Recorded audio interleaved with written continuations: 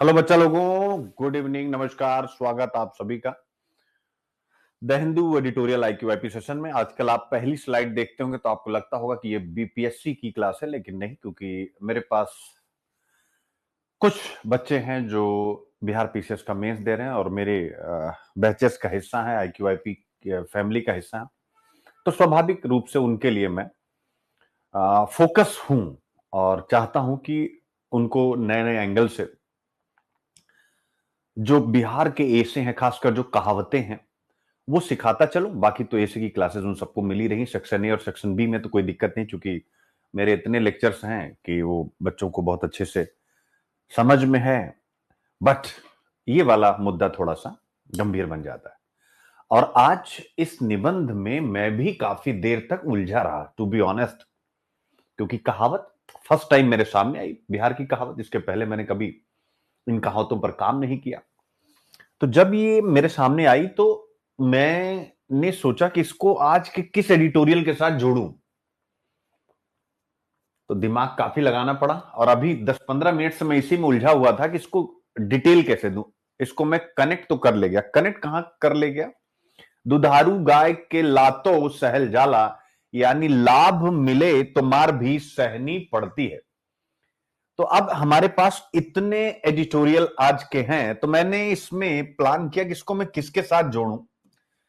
तो स्वाभाविक रूप से जब हम आगे बढ़े तो एक टॉपिक दिखाई दिया। कल सावरकर साहब की, यानी 26 जुलाई, बीडी सावरकर साहब की पुण्य तिथि थी और उसी पुण्य तिथि पर आज 27 जुलाई को इंडियन एक्सप्रेस में यह न्यूज आई। और न्यूज ये है कि 1857 के भारतीय स्वतंत्रता संग्राम, यानी जो अंग्रेज थे वो 1857 को एक केवल सिपाही म्यूटनी कहते थे, यानी केवल सिपाहियों का विद्रोह कहते थे। लेकिन सर्वप्रथम बीडी सावरकर सर ने ही इसे भारत का प्रथम स्वाधीनता संग्राम यानी इंडिपेंडेंट स्ट्रगल कहा। तो स्वाभाविक रूप से इसमें जिक्र किया गया है कि उस ब्रिटिश अवधारणा को चुनौती दी और इसके माध्यम से इस प्रथम स्वाधीनता संग्राम के द्वारा संपूर्ण आंदोलन को, यानी ब्रिटिश भगाओ आंदोलन को, नेतृत्व के लिए एक आधार दिया। यानी सबको प्रेरणा मिली यहां से, जो आने वाले समय के नेतृत्व करता रहे। तो जब ये विषय मैं बना रहा था तो मेरे दिमाग में आया कि चलो भाई अब इस पर काम किया जाए और इस निबंध को मैं जोड़ूंगा उसी विषय से। तो क्या क्या है आज के टॉपिक, एक बार यहां सरसरी निगाह से, और फिर थोड़ा आज एक नई चीज करूंगा और कि जितने भी टॉपिक हैं उनके अंदर क्या क्या मसाला है, थोड़ा पीपीटी के थ्रू चलेंगे, क्योंकि पीपीटी डेली बन रही है और उसको मैं यूज नहीं कर रहा हूं। तो हम इस विषय पर, यानी जीएस पेपर 1, जीएस पेपर 4, एसे और प्रीलिम्स के लिए यहां से अपनी जर्नी स्टार्ट करेंगे। इसके बाद आज आप द हिंदू में देखेंगे परिसीमन, यानी अब डेलिमिटेशन होने वाला है, यानी जो भी चुनाव क्षेत्र है उनका सीमांकन पुनः होगा। तो दक्षिण को कुछ नुकसान होगा, उसके संदर्भ में गृह मंत्री महोदय ने कहा है कि दक्षिण राज्यों को कोई नुकसान नहीं होने दिया जाएगा, यानी कोई फार्मूला निकाला जाएगा। क्या निकाला जाएगा उन्होंने इसके बारे में कुछ नहीं कहा।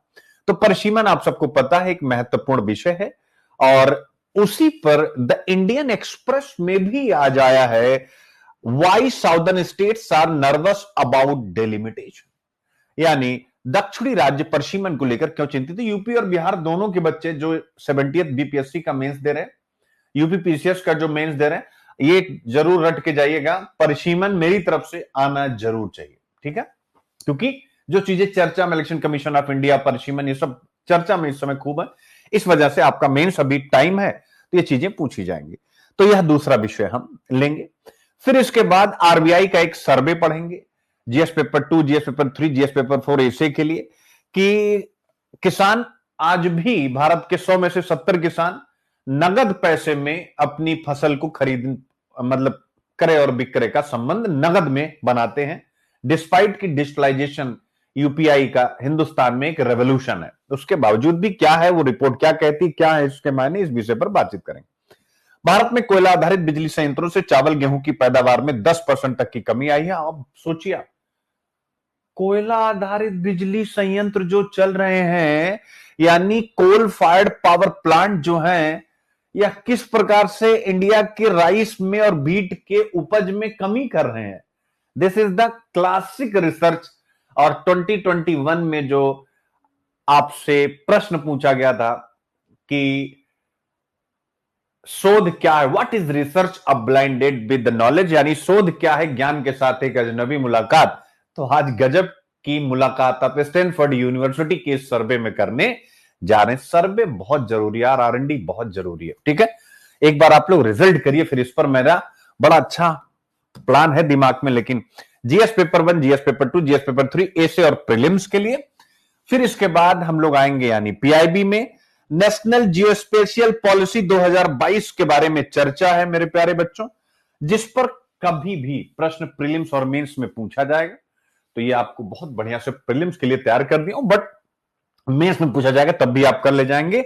फिर सोयाबीन की समय लगातार कल भी चर्चा थी, आज भी चर्चा है, इसलिए अब सोयाबीन के बारे में भौगोलिक से लेकर के हर प्रकार की चीजें प्रीलिम्स के लिए करा दी गई। डाउन टू अर्थ में हम जाएंगे, स्ट्रेंथन सेफ्टी नेट कैसे कैसे, वो विस्तार से आगे पढ़ेंगे। बिजनेस लाइन में एफडीआई भारत में कम आ रहा है, और आज आपको सिखाने जा रहा हूं नेट एफडीआई क्या होता है, ग्रॉस एफडीआई, इस प्रकार की संकल्पना मेंस के लिए बहुत बहुत अच्छा टॉपिक है। जीएस पेपर 3, जीएस पेपर 2 ऐसे और प्रीलिम्स।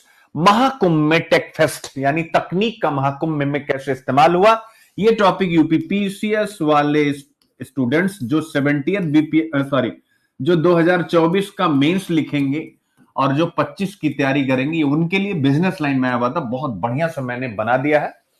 तो महाकुंभ पर उत्तर प्रदेश पीसीएस में तो एक प्रश्न फिक्स है, इनफैक्ट 2 प्रश्न भी हो सकता है, एक निबंध में भी हो सकता है और एक इनमें से किसी विषय पर हो सकता है। क्या क्या है इन टॉपिक्स में, तो उत्तर प्रदेश पीसीएस के जो भी स्टूडेंट हैं, जो यूपी पीसीएस की पूरी तैयारी करना चाहते हैं, एक बार जरूर देखो। मैंने 2025 के लिए ही वादा किया था, मैं बार बार कहूंगा। 2025 का नोटिफिकेशन आ गया, फॉर्म भरना स्टार्ट हो चुका है। ये प्लेटफॉर्म मैंने जो अभिव्यक्ति आईएएस बनाया 2025 को ही फोकस करके बनाया, और आप देख सकते हैं या अपने दोस्तों से पूछ सकते हैं यूपीपीसीएस की, अगर आप केवल तैयारी करें और कोई बच्चा मेरे यहां है, कितने प्लान से मैंने यूपीएससी 2025 को घेर लिया है। बच्चों घेर लिया है कि नहीं, एक बार आप कमेंट जरूर करें, जिससे जो आईक्यू आईपी ही केवल बच्चे देख रहे हैं उनको यह चीज समझ में आए कि क्या हम लोगों ने यूपीएससी प्रीलिम्स को अच्छे से प्लानिंग के तहत घेर लिया है कि नहीं घेर लिया। तो अगर हमने घेर लिया है तो ऐसे ही 2025 का यूपी पीसीएस का प्रीलिम्स घेरेंगे, जिसमें सब कुछ होगा। प्लान आपके सामने रखने वाला हूं जिसमें सब कुछ होगा, यानी जैसे पीवाईक्यू एफपीक्यू हमने आईएएस के लिए कराया, पीवाईक्यू एफपीक्यू बेस्ड पूरा क्लासेस आपकी प्रीलिम्स की, बिल्कुल, यानी यूपीएससी पीवाईक्यू एफपीक्यू, अब यूपीपीसीएस पीवाईक्यू एफपीक्यू बेस्ड। सबसे पहले हम प्रीलिम्स का यानी सब्जेक्ट, हर एक सब्जेक्ट कराएंगे, और यूपीएससी अंदाज में नहीं, बिल्कुल सेपरेट चलेगा। यह याद रखिएगा, यूपीएससी के साथ 1% भी मिक्स नहीं करूंगा, ठीक है, एकदम सेपरेट, और अपनी केंद्रीय भूमिका के साथ कैसे बताते, स्वाभाविक है। फिर इसके बाद दूसरी चीज आपको जो इसमें मिलेगी, जैसे हमने यूपीएससी में प्रीलिम्साथॉन चलाया है, वैसे ही यूपीपीसीएस का भी प्रीलिम्साथॉन अलग से चलेगा, और पूरी मुख्य परीक्षा की तैयारी। और आपको पढ़ाएंगे कौन, ध्यान रखिएगा, सभी इंटरव्यू दिए हुए लोग ही, यानी यूपीपीसीएस में भी जो प्रीलिम्स आपको पढ़ाएंगे, मुख्य परीक्षा तो मैं स्वाभाविक रूप से लगभग 75 to 80% अकेले ही पढ़ाऊंगा, 20% के लिए एक टीम रहेगी, लेकिन प्रीलिम्स में जो आपको पढ़ाएंगे वो सब वही होंगे जो आपको इंटरव्यू दे चुके हैं। नाम अभी मैं नहीं बता रहा हूं, ठीक है, वो सारे आप ही लोगों के बीच के हैं, लेकिन जो इंटरव्यू दे चुके हैं वो सारे, और बाकी मैं हुई हूं। तो सिंपल सी बात है, पूरा प्लान वे में ये चलेगा, इसलिए आप सब जरूर जो भी प्लान कर रहे हैं, आप इधर उधर भटकिएगा नहीं। अगर मेरा पढ़ाना, मेरा आईक्यू आईपी पसंद है तो उसी या यूपीएससी के लिए जो मैंने प्लान बनाया है, ये मेरा लर्निंग ऐप है, आप डाउनलोड करिए और उसके बाद आप आकर के जुड़ जाइए हमारे साथ, ठीक है। सावरकर के 1857 के भारतीय स्वतंत्रता संग्राम ने विद्रोह को कैसे राष्ट्रीय चरित्र दिया, बड़ा अच्छा टॉपिक है। How Savarkar's the Indian war of independence 1857, ये उनकी बुक है। तो पहले तो प्रीलिम्स के लिए उनकी बुक का टाइटल याद कर लीजिए, आप देख सकते हैं, the Indian war of independence 1857। विद्रोह को कैसे राष्ट्रीय चरित्र, यानी अंग्रेज इतिहासकार इसे क्या कहते थे? आपको पता है इतिहास लेखन में बड़ी धाराएं रही, बड़े स्कूल्स रहे हिस्ट्री राइटिंग के। उन्हीं में से एक स्कूल था ब्रिटिशर्स का, जिसे हम कॉलोनियल हिस्ट्री राइटिंग कहते हैं, औपनिवेशिक इतिहास लेखन कहते हैं। और औपनिवेशिक इतिहास लेखन स्वाभाविक रूप से जब लिखा जाएगा तो उसकी अप्रोच में क्या होगा कि साम्राज्यवाद, इंपीरियलिज्म को और एस्टेब्लिश करना और स्थापित करना है, क्योंकि उन्होंने हमारे ऊपर साम्राज्यवादी अवधारणा का आरोपण किया था, हमारे भूक्षेत्र को अपने अधीन कर लिया था। तो सावरकर के 1857 के भारतीय स्वतंत्रता संग्राम कहने के पहले इसे अपने उसी हिस्ट्री राइटिंग के अकॉर्डिंग यह केवल एक सिपाही विद्रोह कहते थे। क्योंकि अगर राष्ट्रीय आंदोलन कहते तो फिर क्या होता? अगर अंग्रेज इतिहासकार ही कह रहा है कि यह एक अखिल भारतीय आंदोलन है तो क्या होता? यह एक अखिल भारतीय आंदोलन है तो क्या होता? बहुत जल्दी इनका बोरिया बिस्तर यहां से निकल जाता कि इतिहासकार ही स्वीकार कर रहे हैं कि यार अब तो यहां अखिल भारतीय स्तर पर स्वाधीनता संघर्ष होने लगा। तो इन्होंने कहा नहीं, छोटी सी घटना है। जैसे आप आजकल के इतिहास में देखेंगे, कोई घटना घटित हो जाए कहीं पर तो राजनेता क्या कहते हैं, अरे बहुत मामूली सा हुआ है। अब वास्तविकता क्या है आप सबको पता है, कहीं पर भी मैं, ठीक है। तो ये हम लोग पढ़ने जा रहे हैं और इसी हिस्ट्री राइटिंग को कहते हैं मेरे प्यारे बच्चों ब्रिटिश साम्राज्यवादी इतिहास लेखन। ठीक है, उस ब्रिटिश साम्राज्यवादी इतिहास लेखन के समक्ष एक मजबूत पर्सनालिटी के रूप में बीडी सावरकर आते हैं और वो ये बात कहते हैं। ठीक है, तो यही चीज है, आप देखिए जरा, यह लेख इस बात पर प्रकाश डालता है कि विनायक दामोदर सावरकर की पुस्तक the Indian war of independence 1857 ने 1857 के विद्रोह को राष्ट्रीय चरित्र कैसे दिया। यह बताता है, यानी उनकी यह पुस्तक बताती है कि कैसे सावरकर ने बीके चिपलूनकर, याद रखें, मराठी बखर कथाओं, बखर यानी इतिवृत्त, यानी किसी के बारे में, किसी व्यक्ति के बारे में, मराठी बखर कथाओं और इटली यानी इतालवी क्रांतिकारी माजनी जैसे राष्ट्रवादी हस्तियों से प्रेरणा ली और 1857 के विद्रोह को महज सिपाही विद्रोह के बजाय स्वतंत्रता के लिए पूर्व नियोजित युद्ध यानी एक प्लान्ड वॉर के रूप में पेश किया कि यह कुछ ऐसा नहीं था, इसका पूर्व नियोजन था। ठीक है, चपाती एंड सोआन, वो सारी चीजें। उनकी व्याख्या ने ब्रिटिश शासन के खिलाफ भारतीयों के बीच एकता पर जोर दिया कि भाई हम इतनी बड़ी सत्ता को जब 1857 में हिला सकते हैं तो स्वाभाविक रूप से हम आगे हिला सकते हैं। और उस समय इसे कट्टरपंथी माना गया, जिसके कारण 1947 तक भारत में इस पुस्तक पर प्रतिबंध लगा दिया। अब बीडी सावरकर पर जो भी प्रश्न उठाते हैं, आप विश्वास करिए, एक पुस्तक ही उन सभी के मुख पर एक करारा जवाब है कि नहीं? मैं आप सबसे पूछना चाहता हूं। एक्चुअली आजकल हमने अपने नेताओं को, अपने लीडर्स को बांट रखा है, कुछ बीजेपी के हैं, कुछ कांग्रेस के हैं, कुछ अदर पार्टीज के हैं। लेकिन आप सोचिए कितना आसान होता है बीडी सावरकर ऐसे लोगों के बारे में, गांधी, बाबा साहब, किसी के बारे, बाबा साहब के बारे में तो कोई इस समय, एक ऐसे महापुरुष हैं इस समय, अगर आप इतिहास को और वर्तमान को बहुत अच्छे से समझते हैं तो आप सबको यह बात सुननी चाहिए। हर एक लीडर की आलोचना किसी न किसी ढंग से दक्षिण पंथ, वाम पंथ या कोई और पंथ की निगाह में हो रही है, लेकिन बाबा साहब के बारे में कहने का साहस किसी को नहीं। पहली बात तो कुछ है नहीं, लेकिन फिर भी लोग निकाल ही लेते हैं ना भाई, नुक्स तो निकाल ही लेते हैं। क्या आपने कभी सोचा, यानी आज हमारे देश में, आज हम आजादी की यात्रा में इतने मजबूत हो चुके हैं कि जो दलित चेतना है या जो राजनीति में अनुसूचित जाति की एक महत्वपूर्ण भूमिका सुनिश्चित हुई है ड्यू टू बाबा साहब, ड्यू टू हमारा संविधान, स्वाभाविक रूप से उसने इतना मजबूत कर दिया है कि बाबा साहब के बारे में केवल प्लस प्लस प्लस। पहली बात मैं फिर स्पष्ट कह रहा हूं कि मैं तो बहुत कॉमन, बहुत शून्य टाइप का आदमी हूं, लेकिन बाबा साहब के बारे में मैं क्या तारीफ करूं। सूर्य को दिया दिखाने जैसा होगा। मतलब मैं एक बात कह रहा हूं कि सबकी आलोचना हो जाती है, लिंक क्यों नहीं कर पाते? क्योंकि वोट की ताकत। इसीलिए कहा जाता है किसान क्यों अपनी बातें मनवा नहीं पाते, क्योंकि किसान अभी भी पॉलिटिकली यूनाइट नहीं है। क्या है? पॉलिटिकली यूनाइट नहीं कि हमारा वोट यही जाएगा जो हमें ये देगा, वो नहीं है अभी। खैर, ये मैं अवान्तर चला गया था, लेकिन आप लोग भी इस बात को महसूस करते हैं कि नहीं करते? ठीक है।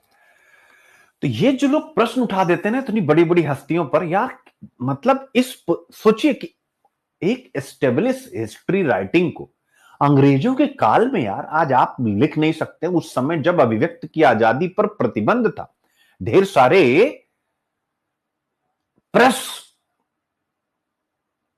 एक्ट आए थे, प्रेस कानून आए थे किसी भी प्रकार की अभिव्यक्त की आजादी को रोकने के लिए। उस समय एक व्यक्ति ऐसी किताब लिख देता, कहता गए जो तुम सब लोग मिल करके कह रहे हो ना, यह गलत है, और यह पूर्व नियोजित युद्ध था, और यह अखिल भारतीय था, और स्वाभाविक रूप से भारत का प्रथम स्वाधीनता संग्राम था।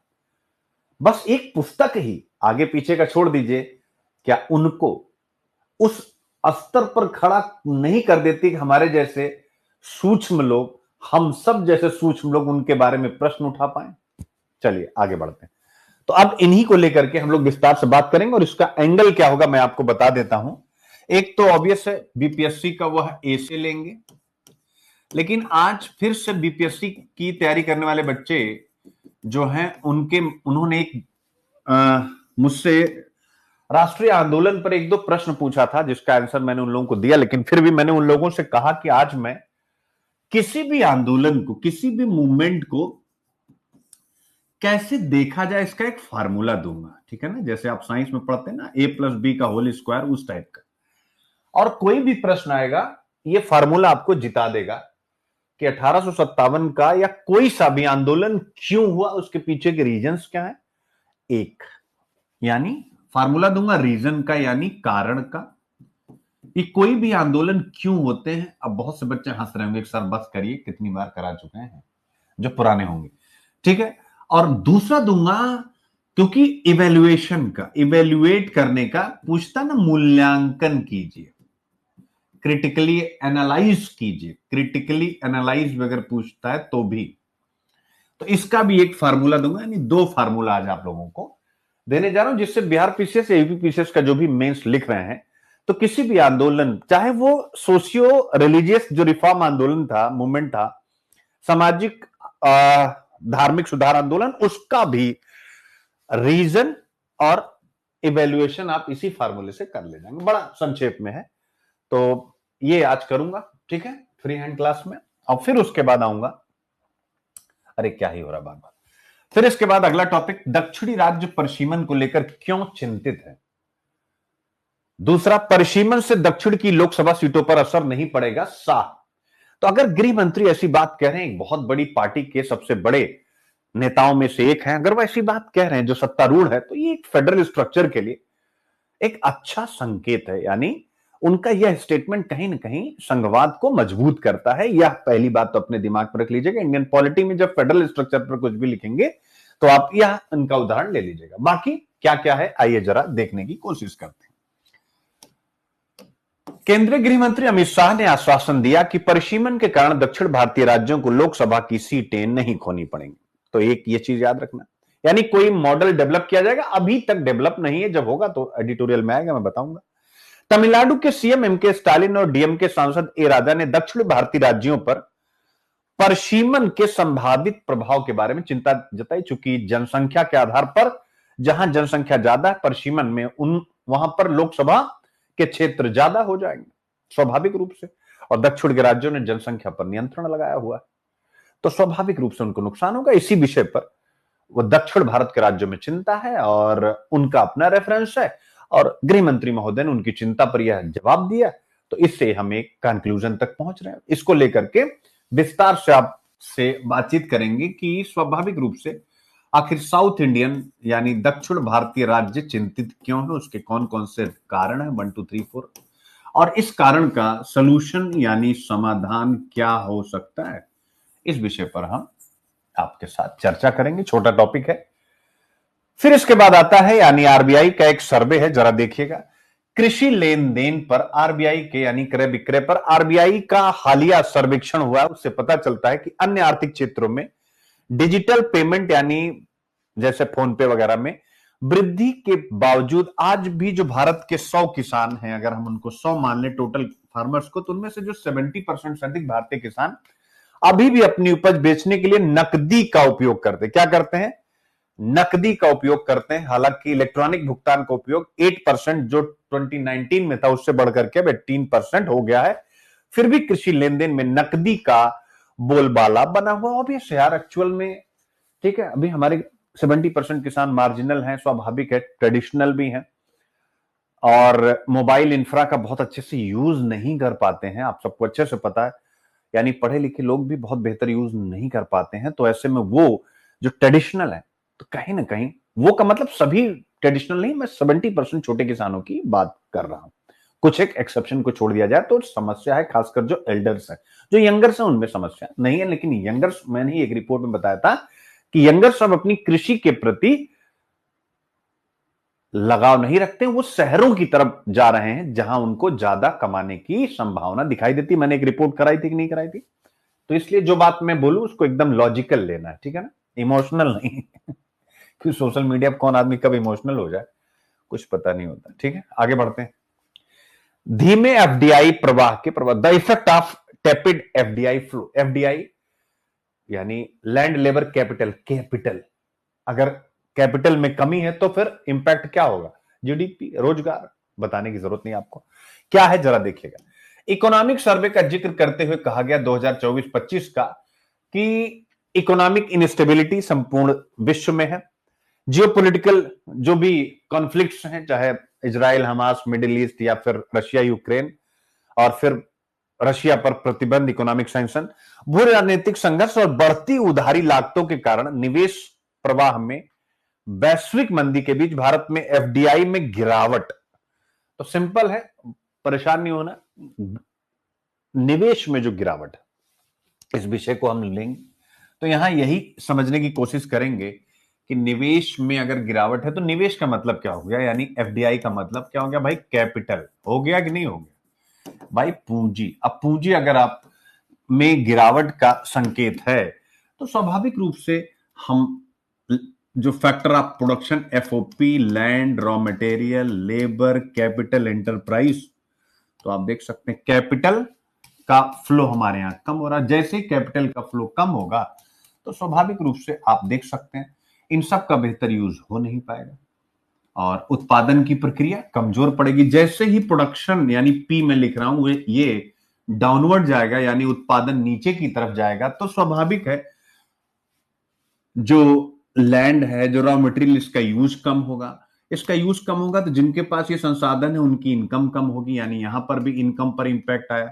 लेबर को स्वाभाविक रूप से बेरोजगार रहना पड़ेगा या कम रोजगार मिलेगा या कम, इनकी भी इनकम नीचे की तरफ जाएगी। और स्वाभाविक है जो एंटरप्रेन्योर है इसको भी लाभ कम होगा। तो ये सब की इनकम अगर कम होगी तो नेशनल इनकम कम होगी, रोजगार वगैरह सारी चीजें आपको समझ में आ गई। यही इतना इसमें डिस्कस है। ये मैं इसलिए आज यहां पर बता दे रहा हूं, मेरी टीम ने कहा कि सर आप पीपीटी बनवाते हैं लेकिन जब आप पढ़ाने जाते हैं एकदम खो जाते हैं, पीपीटी का यूज नहीं करते हैं। तो मैंने कहा चलो भाई ये भी हो जाएगा आप लोगों की मेहनत का। दूसरा ये हो जाएगा ना, जितना मैं समझा दे रहा हूं इतने से आपके सारे टॉपिक भी क्लियर हो जाएंगे। तो ये भी मेरा एक पर्पज है। अभी आपको खुद मजा आएगा कि भाई अगर आप खुद बताओ बेटा, क्या इस फ्लो चार्ट से आप इस टॉपिक को पकड़ पाओगे कि नहीं कि एफडीआई में गिरावट एक गंभीर चिंता का विषय है, बन गई है। वाई, क्यों? ऑनेस्टी से बताओ, क्या मुझे पढ़ाने की जरूरत है? खासकर कोई नया बच्चा बताए ऐसा क्यों? एफडीआई में गिरावट एक गंभीर चिंता का विषय है। वाई, क्यों? भैया पैसा नहीं है तो पैसा नहीं है तो पैसा क्या है आपको पता है? पूंजी है, पूंजी नहीं है तो फिर निवेश नहीं है, निवेश नहीं है तो जीडीपी ग्रोथ का एक इंजन कमजोर पड़ रहा है, कमजोर पड़ रहा है तो फिर पूरा डिमांड एंड सप्लाई साइकिल चलने लगेगा। ठीक है, तो इसीलिए मैं कहता हूं कि जो बच्चे 2025 का प्रीलिम्स कर रहे हैं, मैं हम सबसे कह चुका, डूब जाओ प्रीलिम्स में। सोचिए लोग कहते हैं कि हमारा आओ वीडियो देखो जिससे यूट्यूब पर व्यूज मिले, मैं सबको रोक चुका हूं। एक एडिटोरियल देखते रहना, उसके पीछे रीजन होता है कि आप कनेक्ट रहोगे, बाकी सब मेरी जिम्मेवारी है। प्री के बाद सब चीज रिपीट होती है, ऐसे गोल गोल गोल गोल गोल। आप लोग ना जाने, पीछे भी मैंने बताया हुआ है, इकोनॉमिक सर्वे का ये जिक्र था ही था, उस समय भी मैंने डिस्कस किया था और ये भी बताया था कि एफडीआई फ्लो क्यों कम है। आप एक छोटे से चार्ट से, यानी सिंपल सी बात है, अगर इकोनॉमिक्स का आपको बेसिक क्लियर है, और बेसिक में केवल 4 या 5 डायग्राम होते हैं जो अक्सर मैं आप लोगों को इकोनॉमिक्स पढ़ाते समय डेवलप करता हूं, उन 4-5 के अलावा आप स्वयं चिंतन कीजिए, आप स्वयं चिंतन कीजिए, क्या और कुछ इकोनॉमिक्स में है मुख्य परीक्षा के लिए? आप विचार कीजिए, potential GDP, macro economy stability indicator दूसरा, तीसरा हो गया फैक्टर ऑफ प्रोडक्शन, चौथा हो गया जो है क्या जीडीपी ग्रोथ इंजन, पांचवा हो गया जीडीपी के सारे सेक्टर्स, मतलब या हमारी इकोनॉमी के सारे सेक्टर्स। अब इसके अलावा क्या बचता है, यानी 5 से 6 डायग्राम में पूरी इकोनॉमी सिमटी पड़ी है कि नहीं, खासकर मेंस के, इनफैक्ट प्रीलिम्स को समझने की भी। तो बहुत सरल है, लेकिन हमारी आदत क्या होती है एज ए स्टूडेंट, जब मैं भी था आपकी उम्र में ना, जल्दी किसी पर ट्रस्ट ही नहीं होता था। ये भी कर लो, वो भी कर लो, ये भी कर लो, सुनील सर कह रहे हैं, क्या ही इसमें सच्चाई है। ठीक है, आगे बढ़ते हैं। फिर इसके बाद ये तो मेरा दिल खुश कर देने वाला topic, coal fired power plant in India cut rice wheat yield by up to 10%। अरे बाप रे, West Bengal rice, Uttar Pradesh rice, Punjab rice, Uttar Pradesh wheat, Madhya Pradesh wheat और पंजाब व्हीट, ये पूरा जरा देखिएगा डायग्राम दिया गया है जिसको आगे हम एक्सप्लेन करेंगे। क्या कह रहा है कि स्टैनफोर्ड यूनिवर्सिटी का अध्ययन, यानी शोध क्या है, ज्ञान के साथ एक अजनबी मुलाकात। स्टैनफोर्ड यूनिवर्सिटी के एक अध्ययन से पता चलता है कि भारत में कोयले से चलने वाले बिजली संयंत्र नाइट्रोजन ऑक्साइड प्रदूषण पैदा करते हैं। उसके कारण चावल और गेहूं की पैदावार अगर एक खेत से 100 टन होती थी तो अब 90 टन हो रही है, यानी 10% की कमी आ गई है। यह नाइट्रोजन ऑक्साइड उत्सर्जन और कृषि उत्पादकता हानि के बीच सीधा संबंध स्थापित करता है। ठीक है, अब देखें, क्लियर हो गया बेटा? तो ये प्रीलिम्स के लिए भी हो गया और मेंस के लिए भी आप देख सकते हैं। तो इस प्रकार के शोध क्या है, ज्ञान के साथ एक अजनबी मुलाकात हमारी कराते हैं कि नहीं कराते हैं, जरा देखिएगा। अब आता है टेक फेस्ट एट महाकुंभ, यानी तकनीकी फेस्टिवल। यूपी पीसीएस वालों के लिए टॉपिक अपने आप में जबरदस्त है। ठीक है, 144 वर्षों के बाद आयोजित महाकुंभ 2025 न केवल एक आध्यात्मिक तमाशा, फेस्टिवल, तमाशे को यहां फेस्टिवल, बल्कि एक तकनीकी चमत्कार भी था। यानी टेक्नोलॉजी में यहां बहुत कुछ देखने को मिला। 45 दिनों तक चलने वाले इस आयोजन ने दिखाया कि कैसे आधुनिक डिजिटल तकनीकें, ऐसे यानी डिजिटल टेक्नोलॉजी किस प्रकार से इतने बड़े मेले, इतने बड़े आयोजन के मैनेजमेंट, सिक्योरिटी, हेल्थ सर्विसेज, इसके अलावा बेस्ड मैनेजमेंट और आर्थिक सशक्तिकरण को बढ़ा सकती। कौन कौन? Number 1 artificial intelligence, number 2 internet of things, number 3 virtual reality और डिजिटल प्लेटफॉर्म, इन सबको एक साथ लाया गया और इसीलिए महाकुंभ एक स्मार्ट और टिकाऊ इवेंट में, सस्टेनेबल इवेंट में बदल गया। तो इसको यूपी पीसीएस वाले बहुत अच्छे से करके जाएंगे कि टेक्नोलॉजी और महाकुंभ का रिलेशन। बाकी कल्चरल वाला पार्ट यूपी पीसीएस वालों को मैंने निबंध करा दिया है। जो बच्चे मुझे यूपी पीसीएस जो मेंस लिख रहे हैं उनको है महाकुंभ। एक बार मुझे मुकेश कुमार यादव जरा क्लियर कीजिएगा, क्या मैंने महाकुंभ पर एक निबंध दिया है ना, पूरा कंटेंट? एक बार फटाफट बताइए, किसी बच्चे ने मांगा था पूरा कंप्लीट कंटेंट। महाकुंभ का पूरा एक मैं दे चुका हूं, एक और आ रहा है। अभी 1-2 और महाकुंभ पर एडिटोरियल्स आपको देखने को मिलेंगे स्वाभाविक रूप से। ठीक है, तो ये हो गया, आप यहां से देख सकते हैं। अब आते हैं सुरक्षा तंत्र को मजबूत करें, सेफ्टी नेट इसे बोलते हैं मेरे प्यारे बच्चों। यानी लेख में भारतीय कृषि पर जलवायु परिवर्तन के बढ़ते प्रभाव, विशेष रूप से एक्सट्रीम वेदर घटना के प्रति किसानों की संवेदनशीलता पर, यानी वही बाढ़, सूखा, असमय हेल स्टॉर्म, ओलावृष्टि, ये सारी चीजें, यह चरम मौसम की स्थितियों की, यानी चरम मौसम लगातार बढ़ रहा है, उसके कारण फसलों को नुकसान हो रहा है। ठीक है, तो यही कहा गया है इस लेख में मेरे प्यारे बच्चों कि जो फसलों का बीमा है उसको एक नया रूप दिया जाए, और इसी संदर्भ में प्रधानमंत्री फसल बीमा योजना की समीक्षा की गई है। यानी अब समय है एक्सट्रीम वेदर कंडीशन को ध्यान में रखते हुए जो भी हमारी क्रॉप इंश्योरेंस स्कीम है उनको इनोवेट करना, समयानुकूल बनाना। यानी जब वो बनाई गई थी 2016 में, स्वाभाविक रूप से एक्सट्रीम वेदर था लेकिन इतना चरम नहीं था। अब जैसे जैसे डेटा आ रहे हैं, स्वाभाविक रूप से हमें उसमें एक सुधार करने की आवश्यकता है, वही लिखा हुआ बड़े सुधारों की आवश्यकता। तो इसके बारे में भी हम लोग बातचीत करेंगे। फिर आता है सोयाबीन की थोक कीमतें इतनी कम क्यों है, सरकार द्वारा खरीद से इसमें मदद क्यों नहीं मिली है सोयाबीन पर। तो सोयाबीन की कीमतों पर चर्चा है, और सोयाबीन के बारे में प्रीलिम्स के लिए सारी चीजें मैं कराऊंगा, मेंस में तो डायरेक्ट कुछ आएगा। फिर हम बातचीत करेंगे पीआईबी यानी नेशनल जियोस्पेशियल पॉलिसी 2022, और इसका लक्ष्य है हिंदुस्तान को विकसित भारत बनाना। तो आप देख सकते हैं इसके बारे में हम लोग विस्तार से बात करेंगे। ये सारे आज के कंटेंट हैं मेरे प्यारे बच्चों। ठीक है, अब चलिए शुरू करते हैं आज की अपनी पहली धमाकेदार चर्चा। सावरकर के 1857 के भारतीय स्वतंत्रता संग्राम में विद्रोह को कैसे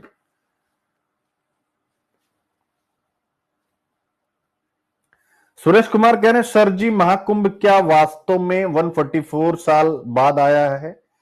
क्या इससे पहले कभी महाकुंभ नहीं हुआ?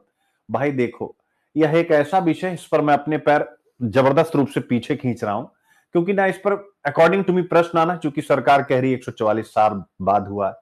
कई संत हैं वो कह रहे हैं कि 144 साल बाद हुआ, कुछ कहते हैं हर एक महाकुंभ जो हुआ वो 144 साल पे होता। तो मैं इस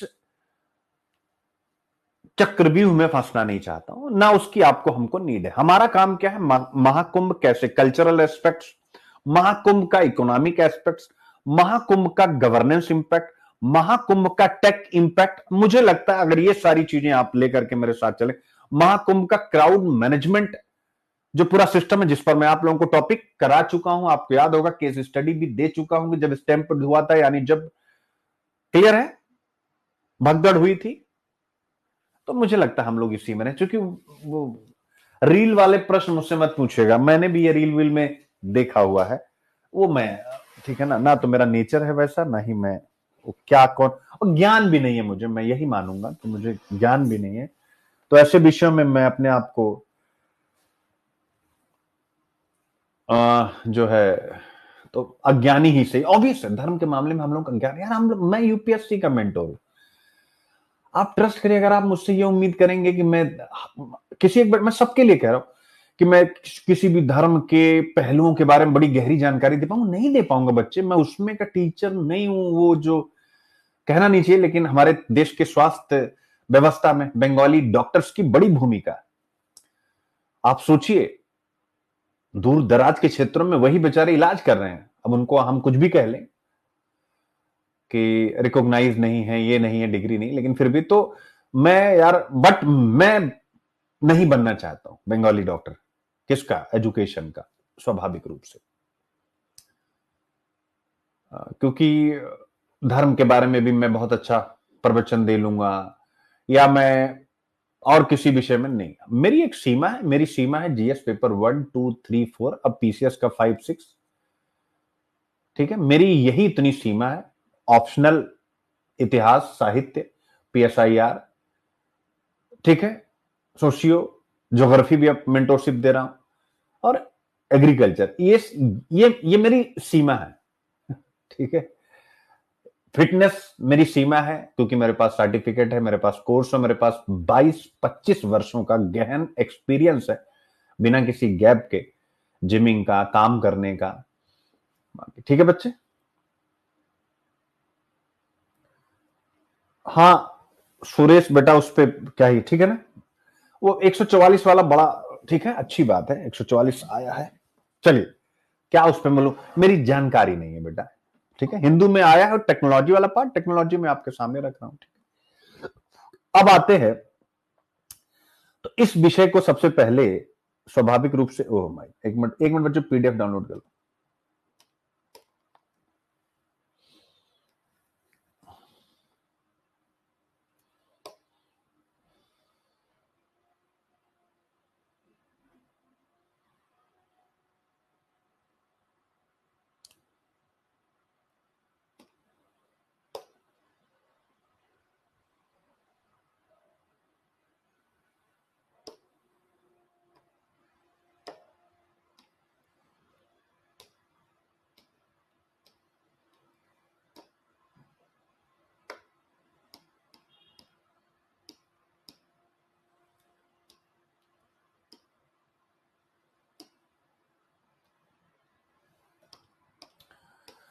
तो ये मुद्दा तो आप लोगों को बेटा समझ में आ गया है।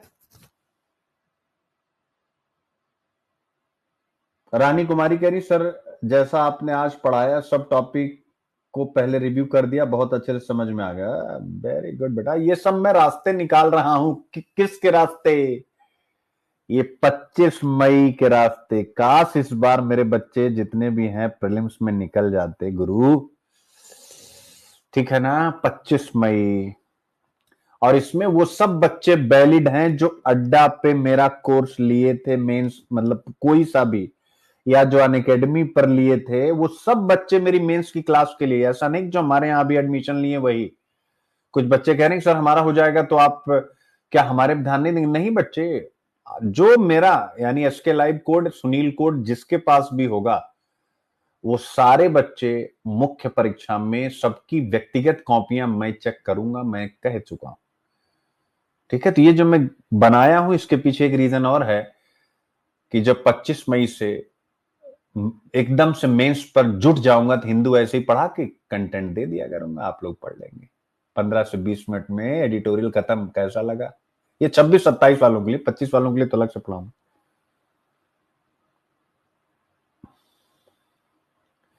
प्रियंका पॉसिबल नहीं है। हिंदू, इनका कहना है कि अभी हिंदू आईक्यू आईपी का एक ग्रुप बना करके और डाउट क्लियर करना। अभी आपके इतने बड़े डाउट है नहीं, क्यों बच्चों? एक बार कमेंट करिए कितने डाउट हो सकते हैं हिंदू में। और वह इसलिए नहीं हो पाएगा कि अभी मैं बिहार पीसीएस मेंस 23 बच्चे हैं, आज मैं ये डेटा भी दे रहा हूं, 23 स्टूडेंट्स हैं जो मैं चाहता तो 200 कर देता चूंकि 20,000 क्वालिफाई, लेकिन नहीं, मेरे पास इतने ही बच्चे। और यूपी पीसीएस के 17 बच्चे मेंस दे। तो मेरा तो अभी समझ रहे ना, यहां भी फोकस है और प्लस प्रीलिम्स पर सबसे ज्यादा फोकस है 2025, ठीक है। चलिए, तो ये मुद्दा आपकी समझ में आ गया। मैंने आप लोगों को बता दिया कि उनकी एक पुस्तक आती है और ब्रिटिश इतिहास लेखन को क्या करती है, खारिज करती है और कहती है कि 1857 का विद्रोह कैसा था, पूर्व नियोजित था मेरे प्यारे बच्चों। और क्लियर है, समझ में आ गया, पूर्व नियोजित था। और यह भारत का पहला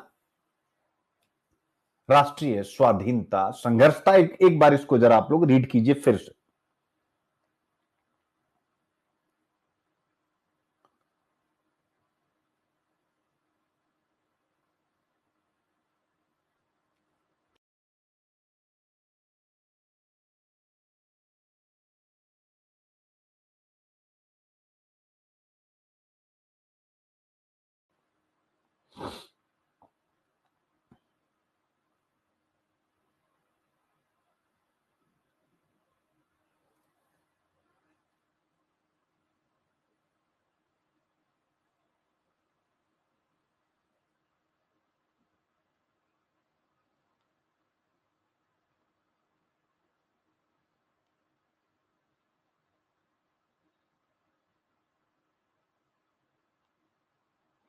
ठीक है बेटा, तो आज मैं आपको यह पढ़ाऊंगा पूर्व नियोजित युद्ध कैसे था, क्योंकि सबसे पहले आपको यह जानना है पूर्व नियोजित युद्ध कैसे था। तो मेरे प्यारे बच्चों, अगर हम 1857 के विद्रोह को देखें तो ब्रिटिश इतिहासकारों ने इसे क्या कहा था? ब्रिटिश हिस्टोरियन ने, मैंने आपको बता दिया, इसे सैनिक विद्रोह कहा था। मार्क्सवादी इतिहासकार जो थे, इन्होंने क्या कहा था? इसे सामंती प्रतिक्रिया, यानी सामंतों का प्रतिरोध था, जैसे कुंवर सिंह और ये सब सामंत थे। ठीक है। राष्ट्रवादी इतिहासकारों ने इसे भारत का पहला स्वतंत्रता संग्राम कहा और बीडी सावरकर उन्हीं में से थे। इन्होंने इसे पूर्व नियोजित, प्री प्लान्ड राष्ट्रीय संग्राम कहा। फिर आता हूं बिहार का, ऐसे भी लेता हूं, पहले एक बार इसको पढ़ा देता हूं। पूर्व नियोजित राष्ट्रीय संग्राम कहा। यानी पूर्व नियोजित का मतलब क्या होता है? प्री प्लान्ड का मतलब क्या होता है मेरे प्यारे बच्चों? प्री प्लान्ड का मतलब होता है कि यह घटना अचानक नहीं हुई थी, बल्कि पूरी प्लानिंग थी इसके पीछे, यानी योजनाबद्ध तरीके से यह आंदोलन किया गया था। उन्होंने पूर्व नियोजित क्यों कहा, यानी प्री प्लान्ड क्यों कहा मेरे प्यारे बच्चों? अगर आप इसको समझना चाहते हैं कि प्री प्लान्ड क्यों कहा, तो सबसे पहले भाई उनका कहने का अर्थ था कि इस 1857 के विद्रोह में जो पीपुल्स पार्टिसिपेशन यानी जन भागीदारी थी, वो व्यापक थी और लोग एक दूसरे से जुड़े हुए थे। यानी उनका कहना था कि यह विद्रोह सिर्फ सैनिकों तक सीमित नहीं था, इसमें जनता थी, इसमें किसान थे, इसमें जमींदार थे, इसमें शासक भी थे। और उस समय के भारत के बड़े हिस्से के दिल्ली, कानपुर, झांसी, अवध, बिहार, बंगाल, मेरठ, असम जैसे दूर दराज के इलाकों में अगर एक साथ विद्रोह हो रहा है, वो भी आज के जैसा कम्युनिकेशन सिस्टम नहीं था, तो यह क्या फैक्ट, तथ्य हमारे सामने रखता है कि यह स्पॉन्टेनियस नहीं था, यह तुरंत का तुरंत नहीं घटित हुआ था, यह पूर्व नियोजित था। यदि यह स्पॉन्टेनियस होता, यानी आकस्मिक सैनिक विद्रोह होता, तो इतने बड़े पैमाने पर जनता क्यों शामिल होती? ऐसा पहला प्रश्न सावरकर साहब रखते हैं अपने तर्क में। दूसरा, यानी प्री प्लान्ड या ऑप्शनल में भी पूछ सकता है। याद रखिएगा कि 1857 का विद्रोह प्री प्लान्ड था, तो जरा सतर्क रहिएगा। अब आता है, विद्रोह के पीछे एक ऑर्गेनाइज्ड लीडरशिप थी, यानी संगठित नेतृत्व था। दूसरा तर्क भी देते, यानी सावरकर साहब तर्क देते हैं कि बहादुर शाह जफर, भाई भले वो कमजोर मुगल था, लेकिन भारत का प्रतीकात्मक शासक था। बहादुर शाह जफर, नाना साहब, तात्या टोपे, झांसी की रानी, कुंवर सिंह, इन सब के बीच में एक कोऑर्डिनेशन था कि नहीं था? कई जगह ऐसा भी हुआ कि क्रांतिकारी घोषणाएं हुई और ब्रिटिश प्रशासन को हटाकर स्वतंत्र शासन स्थापित करने की बात भी की गई। ऐसे में वो प्रश्न पूछते हैं कि यदि यह विद्रोह अचानक हुआ होता, स्पॉन्टेनियस होता, तो ये जो नेताओं का नाम लिया मैंने, इनके बीच इतनी तेजी से संपर्क और सहयोग कैसे संभव होता? जबकि मैंने पहले बता दिया कि कम्युनिकेशन की एक सीमा थी उस समय। तीसरा, उन्होंने तर्क दिया प्री प्लान का कि अंग्रेजों को हटाने की पूर्व मंशा थी या राष्ट्रीय मंशा थी। यानी जब ब्रिटिश लेखक इससे सैनिक असंतोष कहते हैं, तो सावरकर कहते हैं कि नहीं, गलत है ये। विद्रोहियों का एक स्पष्ट क्लियर मैंडेट था, एक स्पष्ट उद्देश्य था कि ब्रिटिश शासन को उखाड़ फेंकना। और उन्होंने तर्क दिया, आप तर्क को पकड़िएगा। वो कहते हैं कि बहादुर शाह जफर को भारत का सम्राट जब घोषित किया गया, तो ये क्या दिखाता है कि केवल एक सैनिक विद्रोह था। सैनिक क्यों किसी को सम्राट घोषित करेंगे? बहादुर शाह जफर को भारत का सम्राट घोषित करना यह दिखाता है कि विद्रोह का लक्ष्य एक संगठित भारतीय शासन स्थापित करना था। फिर चौथा पॉइंट आता है मेरे प्यारे बच्चों, वो कहते हैं कि विद्रोह के पहले की जो घटनाएं हुई और जो क्रांतिकारी संदेश एक जगह से दूसरी जगह कम्युनिकेट हुए, संप्रेषित हुए, वह भी बताते हैं कि यह प्री प्लान था। वो कहते हैं अगर हम 1840 से 1856, 1840 से 56, यानी लगभग 1.5 दशक के बीच ब्रिटिश नीतियां देखें, तो उनके खिलाफ लगातार असंतोष बढ़ रहा था। डॉक्ट्रिन ऑफ लैप्स, यानी कि राज्य विलय कर लेना, डलहौजी की, टैक्स बढ़ाया जा रहा था, रेवेन्यू, एग्रीकल्चर, और इसके अलावा लोगों के धर्म में हस्तक्षेप किया जा रहा था। 3 तर्क उन्होंने दिए और इसी बीच 1856 में इंतहा हो गई। क्या हो गई? इंतहा हो गई। किस चीज की? कमेंट कर दीजिए आप। ये मैंने सुर इसीलिए लिया कि इंतहा हो गई, जरा सुर लीजिए आप, नहीं तो मैं फिर कहूंगा इंतजार की। अंग्रेजों ने एनफील्ड राइफल में गाय और सुअर की चर्बी का इस्तेमाल किया, जिससे सैनिकों में विद्रोह भड़काने का एक बहाना मिल गया। मेरठ में सैनिकों ने बगावत के लिए पहले से तैयारी कर रखी थी और तुरंत दिल्ली पर कब्जा कर लिया, जिससे पता चलता है कि यह एक सुनियोजित प्लान था। नहीं था वो दिल्ली पर कब्जा क्यों करते? वो तो अपनी मांगे मनवाते कि हमारी मांगे पूरी करो। अब आता है कि भाई चलो ये तो सावरकर साहब का तर्क था, लेकिन आपको ऑप्शनल में लिखना है तो एक ही पक्ष तो आप लिखेंगे नहीं। अब इतना बताने के बाद आप कहेंगे कि आइए जांचें कि क्या यह विद्रोह पूरी तरह से प्लान्ड था। आप लिखेंगे कि इतिहासकारों की इस बारे में भिन्न भिन्न राय है, यानी पूर्व नियोजित संग्राम बीडी सावरकर साहब ने कहा, लेकिन कुछ इतिहासकार इससे पूरी तरह सहमत नहीं है। क्यों? वही इनके चारों पॉइंट को वो उठाते हैं। पहला, संगठित नेतृत्व की कमी थी, यानी विद्रोह में कोई केंद्रीय नेतृत्व नहीं था। अलग अलग जगहों पर अलग अलग नेता अपनी अपनी लड़ाई लड़ रहे थे। आप जितने भी मैंने नाम लिए सबके बारे में देख सकते हैं। बहादुर शाह जफर सिर्फ नाम मात्र, जैसे नॉमिनल जीडीपी होती है ना, वैसे ये नाम मात्र के सम्राट थे। उन्होंने कोई सैन्य योजना नहीं बनाई थी। क्यों? क्योंकि यदि पूरी तरह यह योजनाबद्ध होता तो सभी क्षेत्रों में एक ही प्रकार की रणनीति बनाई जाती ना भाई। तो एक हुआ। अब इसी से दूसरा पॉइंट निकल आता है इतिहासकारों के विरोध का, कि भाई विद्रोहियों के पास स्पष्ट स्ट्रेटजी का अभाव था। विद्रोहियों ने ब्रिटिश सत्ता को उखाड़ने की कोशिश की, लेकिन उनके पास ऑल्टरनेटिव एडमिनिस्ट्रेटिव प्लान नहीं था कि भाई ये हट जाएंगे तो हम किस प्रकार का शासन लाएंगे, यानी प्रधानमंत्री कौन होगा, शासन का स्वरूप क्या होगा, ये सब उनके पास नहीं था।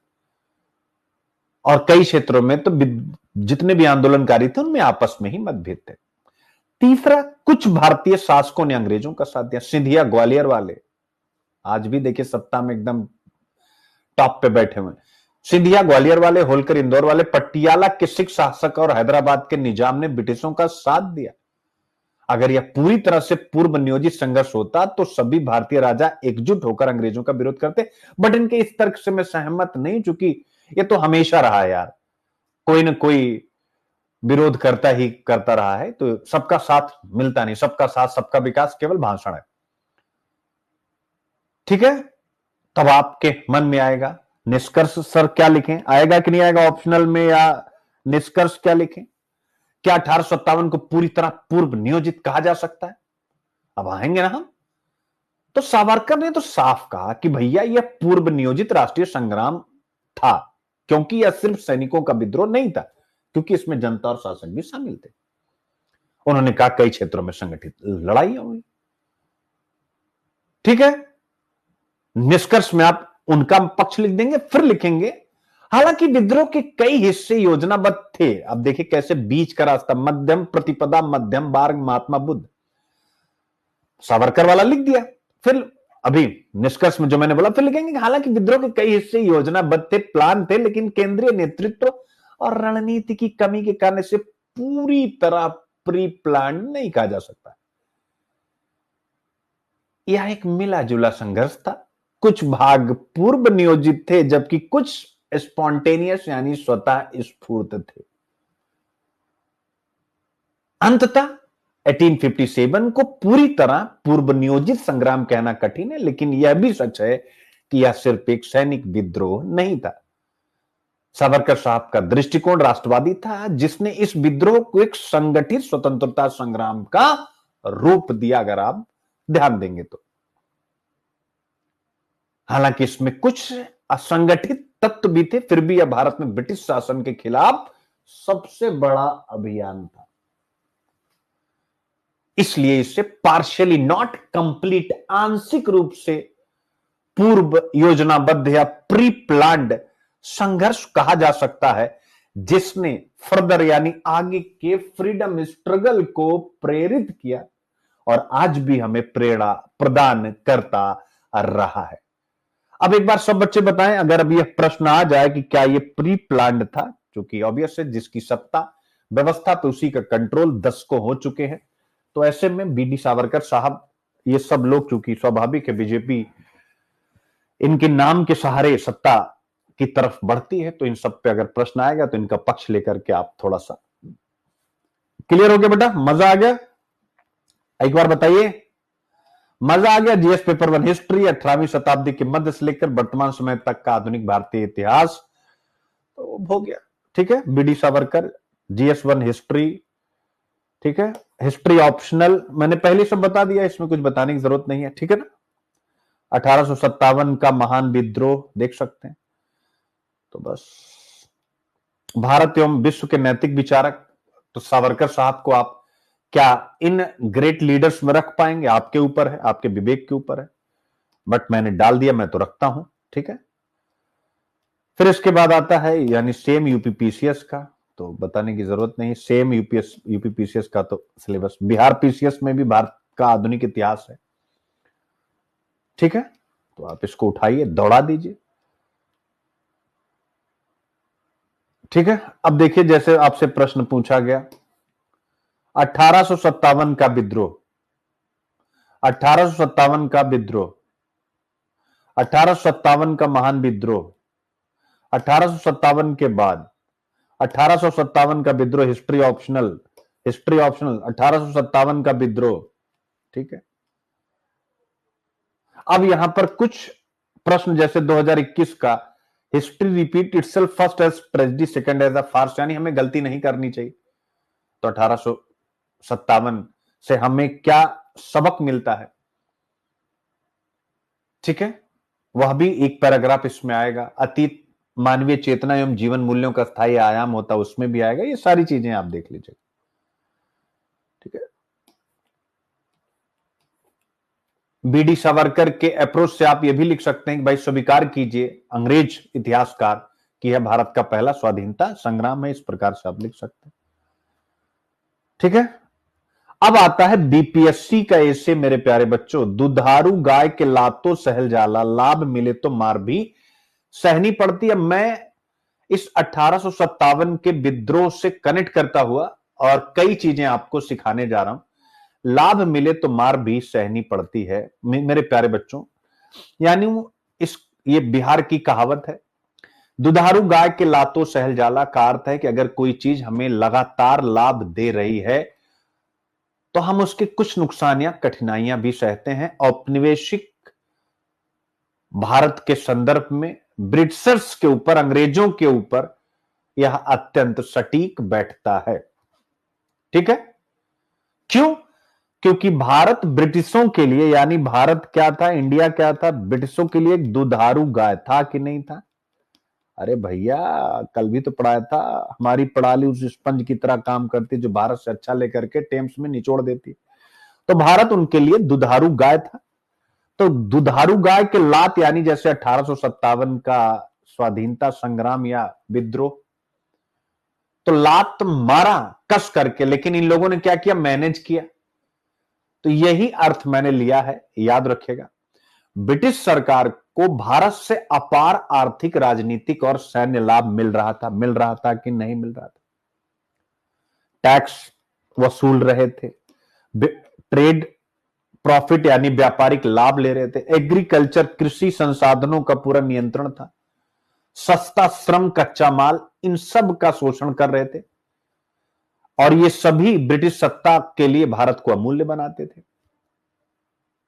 इसीलिए चाहे 1857 का विद्रोह हो, चाहे कोई भी जातीय जनजातीय आंदोलन हो, किसान आंदोलन हो, या आगे चलकर गांधी जी के नेतृत्व में कांग्रेस का आंदोलन हो, ब्रिटिश शासन ने इन सभी को सहन किया और बातचीत के रास्ते, याद रखिएगा, बातचीत के रास्ते अपनी सत्ता को लगातार आगे बढ़ाने का प्रयास किया,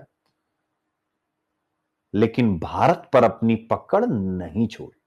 यानी भारत की तरफ से 1857 के बाद से लगातार इनको लात मारा जाता रहा विभिन्न आंदोलनों के द्वारा, लेकिन इन्होंने उस दुधारू गाय की लात मुस्कुराते हुए सही, और आप देखेंगे छुटपुट हिंसक कार्रवाइयों के अलावा बड़े स्तर पर इन्होंने दमन की नीति नहीं अपनाई, जबकि सत्ता इनके पास प्रचंड रूप से थी कि नहीं थी।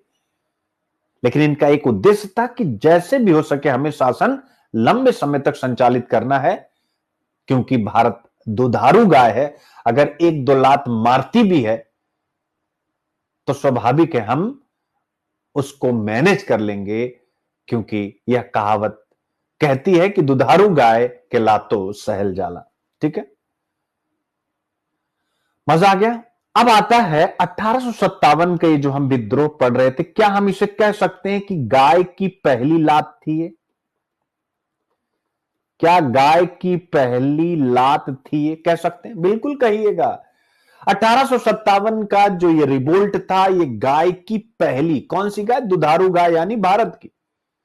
तो 1857 का विद्रोह पहला बड़ा संघर्ष था जिसने ब्रिटिश सत्ता को जड़ से हिलाया। कैनिंग ने कहा था ना कि अगर जमींदार राजा ये ना होते तो हम खत्म हो चुके थे।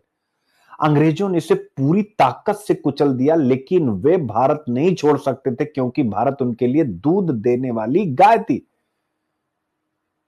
ब्रिटिश सरकार ने इस आंदोलन के बाद यह सोचा कि अगर इस गाय को बचाना है, यानी भारत को बचाना है, यानी दुधारू गाय को बचाना है, तो इसे बेहतर तरीके से संभालना पड़ेगा। और फिर उन्होंने यह प्रचंड लात सहने के बाद 1858 में 1858 में ईस्ट इंडिया कंपनी के शासन को समाप्त करते हुए ब्रिटिश क्राउन का सीधा कंट्रोल भारत में स्थापित किया।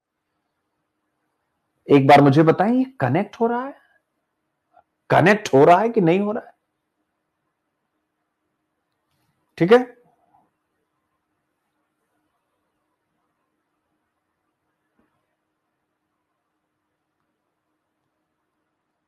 बस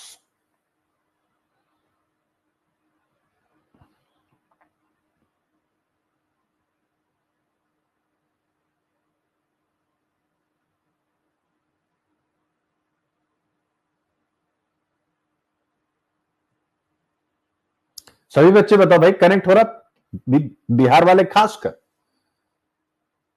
दादा भाई नौरोजी की पुस्तक का हल्का सा जिक्र करके इसको और अच्छे से समझा देता हूं। आप लोगों का कमेंट में देखा, दादा भाई नौरोजी ने अपनी पुस्तक poverty and un British rule in India में ड्रेन ऑफ वेल्थ का सिद्धांत प्रस्तुत किया। आप सबको पता है, जिसमें उन्होंने बताया कि कैसे ब्रिटिश सरकार भारत से प्रत्येक वर्ष अरबों रुपए निकालकर इंग्लैंड भेज दे रही।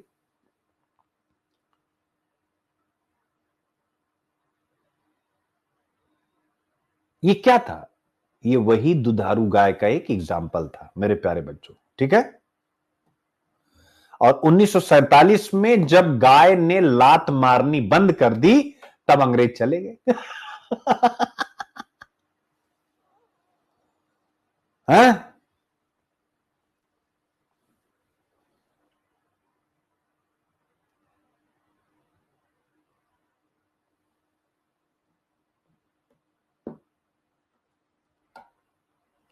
ठीक है, तो बस बेटा वही चीज लिखा हुआ, सावरकर का 1857 का भारतीय संविधान विद्रोह का राष्ट्रीय चरित्र। आप इसको पढ़ लीजिएगा, बहुत बढ़िया ढंग से देख सकते हैं सावरकर ने कैसे इसको राष्ट्रीय चरित्र दिया, वो सारी चीजें। 1857 को राष्ट्रीय विद्रोह के रूप में पुनः परिभाषित किया, सामूहिक राष्ट्रीय संघर्ष पर जोर, भारत हिंदू मुस्लिम एकता का संदेश,